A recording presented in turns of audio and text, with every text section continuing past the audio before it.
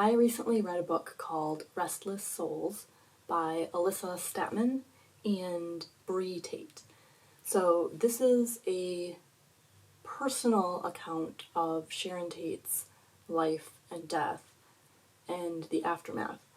It was composed of three people's memoirs, all of whom are dead. So we have PJ Tate and Doris Tate. Those are Sharon's parents. And then Patty Tate, one of her sisters, so her youngest sister. And Patty Tate had a daughter, Bree. This book came out in 2012, and I don't know how it slipped under my radar, because I used to not be obsessed with, but I was very into learning about Sharon Tate, learning about the Manson family. I think she is the most beautiful actress we have ever had. She seemed like such a good person, so sweet, so genuine. I remember taping off of TV the premiere of the True Hollywood Story about her. I used to go onto fan sites, so I don't know if you guys remember the early days of the internet, but there were GeoCities, Tripod, and there's another one. Angel Fire. Those are the ones that I remember. And I used to go to, fan sites for the Beatles' wives, the Beatles' girlfriends, Charlie's Angels, Sharon Tate. So the fact that this book hit, I never even realized it, because I have the Ed Sanders book, I have the book written by Deborah Tate, and then I have a few books about the Manson family, and I used to try and collect all this stuff, so I don't know how I missed it. But in retrospect, I'm glad that I checked it out from the library instead of purchasing it, because I feel like it's a little bit exaggerated, which annoys me. There's also a lot of conjecture in this book. There's a part in one of Patty's chapters that really bothered me, and it describes the night of August 9th, 1969.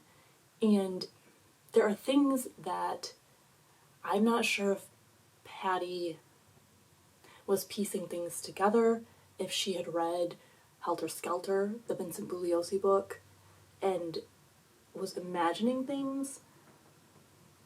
I'm not sure, because in it, they're talking about when Jay Sebring is being stabbed by Tex Watson, and it says that Tex stabs Jay, and he keeps stabbing him, and Sharon loses count. So Sharon loses count is something that only Sharon would know. It's definitely something she's not going to converse with Tex Watson about, and even if she did, he's not going to mention that. So it's just little things like that. And then there was another part. A cry hangs in her throat, silent tears tumble down her cheeks, and in spite of the heat, her skin crawls with a chill. So those are things that may or may not have happened. We don't know. There's no way of knowing. It's unnecessary. It's unnecessary. I don't know why that's in here. And that also put me off this book. There's also a whole introduction where the authors say that they have changed names and locations in order to protect people's identities, but they never go through and indicate in the book where they have done that. Usually, if you give someone a fake name, you would probably put an asterisk and mention that the person has been given an alias, and it really annoys me because I don't know what portions of the book they changed and how much liberty they took. And because it's compiled from memoirs, these books intended They were intended for publication eventually, but none of them were finished. So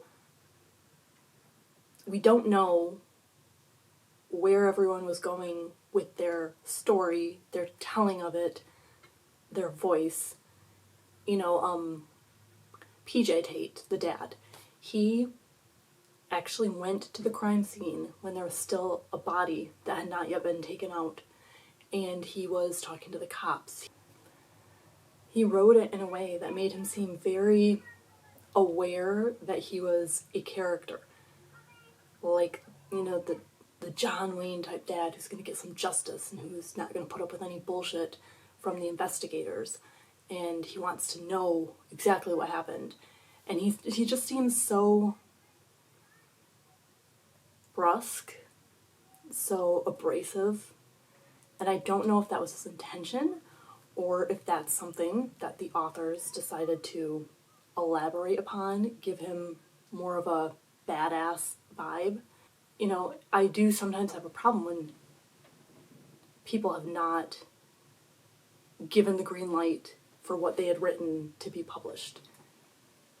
You know, there might have been things that they wanted to change before publication. There might have been things that they wanted to clean up, that kind of thing. But they don't have the chance and we can't ask them.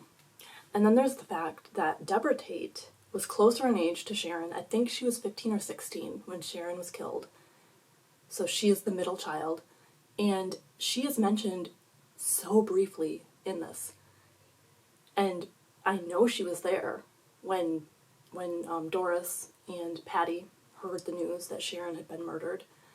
I know that she factored in, but you would never know it from this set of memoirs. 3 different people from this family. No one's mentioning Deborah. It seems very odd. I'm guessing that she was kind of cut out by the authors. Bree Tate, the niece, said that she didn't know her very well. She was upset that she went to the parole hearing of Susan Atkins. She wanted to speak, and she had, I think she said bronchitis. I'm not positive, but she had a high fever. She went to this thing, and she was not allowed to speak. Instead, Deborah spoke, and it was the way that she said it. Let me find it. So the parole hearing for Susan Atkins that she's talking about happened in 2005. She had bronchitis and a high fever. She wanted to make an impact statement. For reasons that are unclear, I was denied that right, and Deborah Tate spoke instead. That's what she said. Deborah Tate spoke instead, as though Deborah had no reason to do it. It really annoys me, the fact that she said it that way, because if only one of them was allowed to speak, for whatever reason, time constraint, who knows. She is a niece who never even knew Sharon. Deborah was her sister. Deborah used to go to Cielo Drive. Deborah was also close to Gibby, Abigail Folger.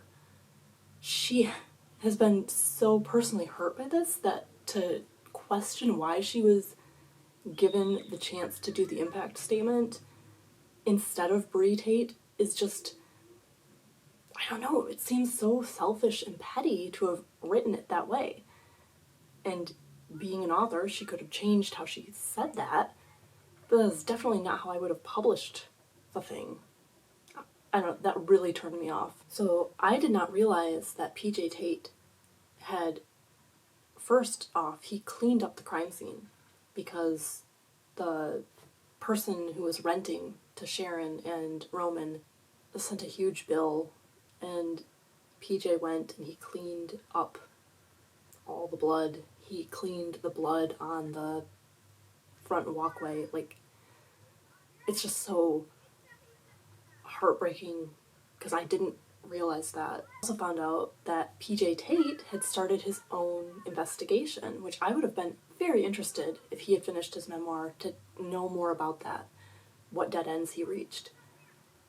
What, I don't know, he was in the military. He retired after Sharon's death, and then he started his own investigation with like a task force because he had connections with people.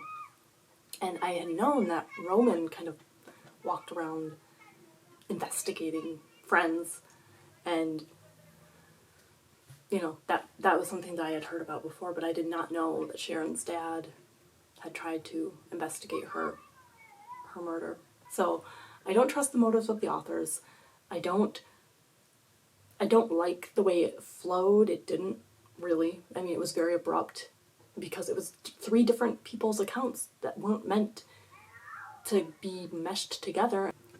And the parents and the daughter hadn't even finished their manuscript for publication. So they might not even want this published. They might have only wanted to get things down in writing, help themselves heal, or just have a family account. Have a spooky day.